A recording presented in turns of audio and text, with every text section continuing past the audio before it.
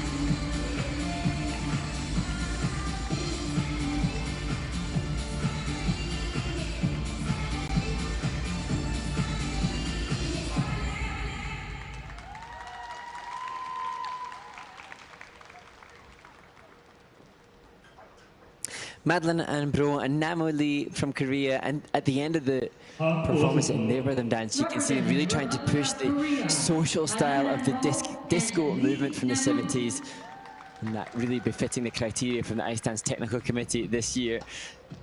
And you know, different teams have gone for different choices, Ted, but the 70s disco is, I think, the most recognizable and a good choice for this team.